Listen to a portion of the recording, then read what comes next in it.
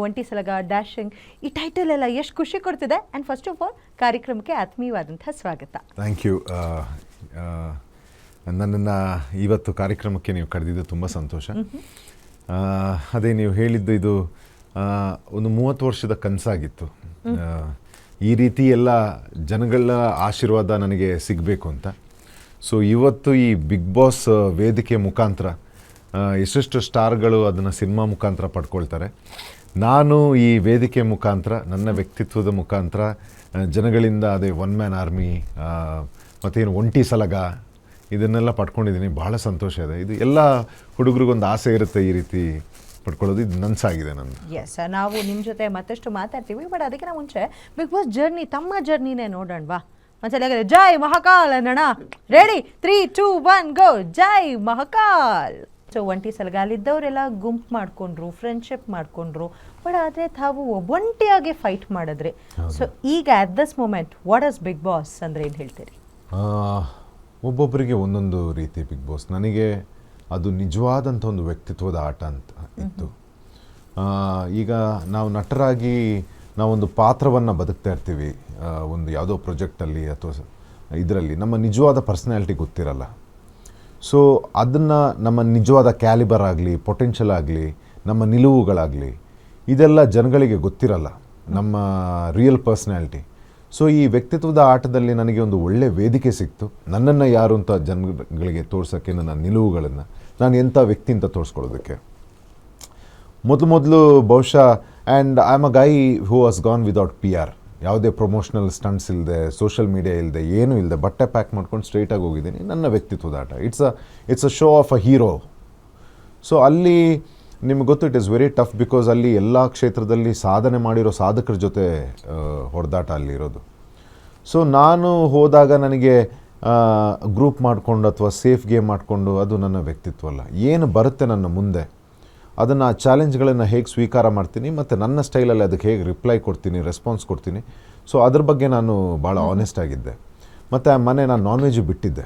ಆ ಮನೆ ಅಂಥ ದೊಡ್ಡ ವೇದಿಕೆ ಸಿಕ್ಕಿದಾಗ ಅದನ್ನು ತುಂಬ ಭಕ್ತಿಯಿಂದ ನಾನು ಆ ಮನೆನ ಇಟ್ಟಿದ್ದೆ ನಾನು. ಮತ್ತು ನನಗೇನೆಲ್ಲ ಗೊತ್ತು, ನಾನು ಏನೆಲ್ಲ ಕಲ್ತಿದ್ದೀನಿ, ನನ್ನಿಂದ ಏನೆಲ್ಲ ಕೊಡುಗೆ ಆಗಿದೆ ಕೊಟ್ಟಿದ್ದೀನಿ. ನಂದೊಂದು ನೀವು ನೋಡಿದ್ರೆ ವ್ಯಕ್ತಿತ್ವದ ಆಟದಲ್ಲಿ ನಂದೊಂದು ಭಾಳ ಬ್ಯೂಟಿಫುಲ್ ಕಥೆ ಅದು. ನಾನು ಬಂದಾಗಿಂದ ಈಗ ನೀವು BT ನೋಡಿದಾಗ ಎಷ್ಟು ಖುಷಿ ಆಗ್ತಾಯಿದೆ ಅಂತಂದರೆ ನನ್ನ ಇಡೀ ಜರ್ನಿ ಅದು ಹೇಳುತ್ತೆ. ಸೊ ಒಂದು ಬ್ಯೂಟಿಫುಲ್ ಎಕ್ಸ್ಪೀರಿಯನ್ಸ್. ಮತ್ತು ನಾನಲ್ಲಿ ಪಡ್ಕೊಂಡಿರೋದು, ನಾನು ನನ್ನ ಮೇಲೆ ಏನೆಲ್ಲ ಟೀಕೆಗಳಾಯಿತು, ನನಗೆಲ್ಲ ಏನೆಲ್ಲ ನನ್ನನ್ನು ಕಾರ್ನರ್ ಮಾಡೋಕ್ಕೆ ನೋಡಿದ್ರು, ಒಂದು ಟಾರ್ಗೆಟ್ ಮಾಡೋಕ್ಕೆ ನೋಡಿದ್ರು, ಇದಕ್ಕೆಲ್ಲ ಒಂದು ಉತ್ತರ ಆಗಿ ಇಡೀ ಸೀಸನಿನ ಚಪ್ಪಾಳೆ ಬಾದ್ಶಾ ಕಿಚ್ಚ ಸುದೀಪ್ ಅವರಿಂದ ಸಿಗುತ್ತೆ, ಬಿಗ್ ಬಾಸ್ ಮತ್ತು ಕಲರ್ಸ್ ಇವರಿಂದ. ಅದಕ್ಕಿಂತ ದೊಡ್ಡ ವಿಕ್ಟ್ರಿ ನಮ್ಮ ವ್ಯಕ್ತಿತ್ವಕ್ಕೆ. ಇಡೀ ಶೋನೇ, ಕಪ್ ಗೆಲ್ಲೋದು ಬೇರೆ, ಶೋ ಗೆಲ್ಲೋದು ಬೇರೆ. ಸೊ ಇಡೀ ಶೋನೇ ಗೆದ್ದುಬಿಡ್ತೀವಿ. ಸೊ ಒಂಟಿ ಸಲಗ ಅಂತ ತಮ್ಮನ್ನು ತಾವು ಗುರ್ತಿಸ್ಕೊಳ್ತೀರಾ. ಈ ಒಂಟಿ ಸಲಗ ಅಂತ ಕ್ಷಣ ತುಂಬ ಅಂದರೆ ತುಂಬ ಮೆಂಟಲ್ ಸ್ಟ್ರೆಸ್ಸು ಇರುತ್ತೆ ಅಲ್ಲ ಆಡಬೇಕಾದ್ರೆ. ಹೇಗಿರ್ತಿತ್ತು, ಅದನ್ನು ಹೇಗೆ ಬ್ಯಾಲೆನ್ಸ್ ಮಾಡ್ತಾ ಇದ್ರಿ? ನಿಮಗೆ ಆ್ಯಕ್ಚುಲಿ ಆ ಶೋಗೆ ರಿಯಲ್ ಲೈಫಿದ್ದು ಎಕ್ಸ್ಪೀರಿಯನ್ಸ್ ಮತ್ತು ನಿಮ್ಮ ಲರ್ನಿಂಗ್ ತುಂಬ ಇದಾಗುತ್ತೆ, ಸಪೋರ್ಟ್ ಮಾಡುತ್ತೆ.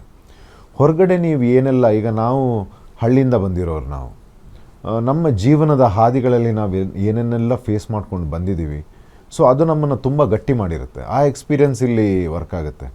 ಸೊ ನನಗೇನು ಹೊಸದಾಗಿರಲಿಲ್ಲ ಒಬ್ಬನ ಮೇಲೆ ನನ್ನ ಟಾರ್ಗೆಟ್. ಇದಕ್ಕಿಂತ ಮುಂಚೆ ಕೂಡ ಸುಮಾರು ಹಲವಾರು ಇಂಥ ಚಾಲೆಂಜಸ್ಗಳನ್ನು ತಗೊಂಡಿದ್ದೀನಿ ನಾನು. ಮತ್ತು ನನಗೆ ಹಾಗಾದಾಗ ಇಷ್ಟ, ಯಾಕಂದರೆ ಅಂಥ ಚಾಲೆಂಜಸ್ ಬಂದಾಗಲೇ ನೀವು ಯಾರು ಅಂತ ಪ್ರೂವ್ ಮಾಡೋದಕ್ಕೆ ಸಿಗೋದು.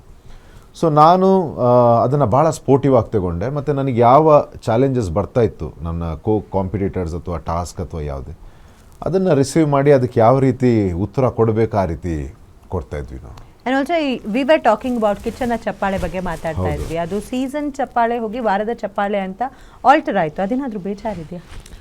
ಇಲ್ಲ, ನಮಗೆ ಏನು ನಾವೇನು ನಮ್ಮನ್ನು ಅರ್ಪಿಸ್ಕೊಂಡಿದ್ವಿ ಆ ಶೋಗೆ, ಅದಕ್ಕೆ ಯಾವ ಸನ್ಮಾನ ಸಿಗಬೇಕು, ಯಾವ ರೀತಿ ಸಿಗಬೇಕು, ಯಾರಿಂದ ಸಿಗಬೇಕು, ಅದು ಬಂದಾದ ಮೇಲೆ ಇನ್ನು ಎಲ್ಲಿ ಚೇಂಜ್ ಮಾಡ್ಕೊಳ್ಳಿ, ಉರ್ಕೊಳ್ಳಿ, ಅದ್ರ ಬಗ್ಗೆ ತಲೆ ಕೆಡಿಸ್ಕೊಳ್ಳಿ.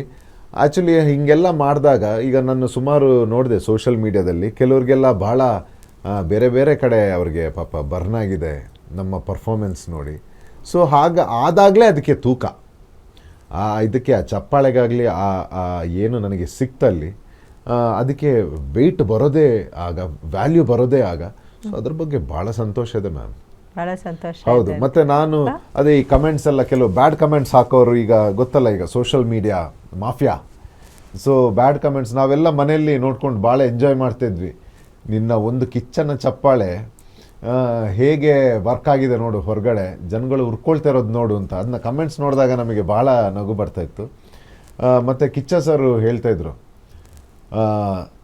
ಕೊಟ್ಟಿದ್ದು ನಾನು ಕಿಚ್ಚನ ಚಪ್ಪಾಳೆ, ಇಸ್ಕೊಂಡಿದ್ದು ಧ್ರುವಂತ್, ನಾವಿಬ್ರು ಊಟ ಮಾಡಿ ನೆಮ್ಮದಿಯಿಂದ ಮಲ್ಕೊಂಡಾಗಿದೆ ನಮ್ಮ ಮನೆಯಲ್ಲಿ, ಬೆಂಕಿ ಮಾತ್ರ ಹೊರಗಡೆ ಕಸ್ಕೊಂಡಿದೆ ಅಂತ. ಸೊ ಅದೆಲ್ಲ ಬ್ಯೂಟಿಫುಲ್ ಎಕ್ಸ್ಪೀರಿಯನ್ಸ್ ಅದು. ಸೊ ವಾಟ್ ನೆಕ್ಸ್ಟ್ ಧ್ರುವಂತ್ ಅವರೇ? ಸೊ ಬಿಗ್ ಬಾಸ್ ಆಯಿತು, ಸೊ ಜನ ನಿಮ್ಮನ್ನು ಧ್ರುವಂತಾಗೆ ಇಷ್ಟಪಟ್ಟಿದ್ದಾರೆ. ಈ ಹಿಂದೆ ನಿಮ್ಮ ಯಾವ ಧಾರಾವಾಹಿಯ ಪಾತ್ರ ಆಗಿ ನೋಡ್ತಾ ಇದ್ರು. So what next cinema ma'am. ನಾನೊಬ್ಬ ಕಲಾವಿದ. So I want to be, ನಾನು ಹೇಳಿದ್ದೀನಿ ವೇದಿಕೆಯಲ್ಲೂ, I want to be India's one of the top movie maker ಆಗಿ. ಸೊ ನಾನು ಬಿಗ್ ಬಾಸ್ ಹೋಗೋದಕ್ಕಿಂತ ಮುಂಚೆ ಒಂದು ಕತೆ, ನನ್ನ ಸಿನಿಮಾದು ಕತೆ ಮೇಲೆ ವರ್ಕ್ ಮಾಡ್ತಾಯಿದ್ದೆ. ಅದ್ರದ್ದು ಕ್ಲೈಮ್ಯಾಕ್ಸ್ ಬಾಕಿ ಇದೆ. ಸೊ ಅದನ್ನು ಮತ್ತೆ ಈಗ ನಾನು ಕಂಪ್ಲೀಟ್ ಮಾಡಿ, ಸೊ ಅದನ್ನು ಕೆರೆಯ ನೀರನ್ನು ಕೆರೆಗೆ ಚೆಲ್ಲಿ ನನಗೇನು ಪ್ರೀತಿ ಕೊಟ್ಟಿದ್ದಾರೆ ಜನಗಳಿಗೆ, ಅದಕ್ಕೆ ಕೃತಜ್ಞತೆ ಆಗಿ ಅವ್ರನ್ನೊಂದು ಎಂಟರ್ಟೈನ್ ಮಾಡಿ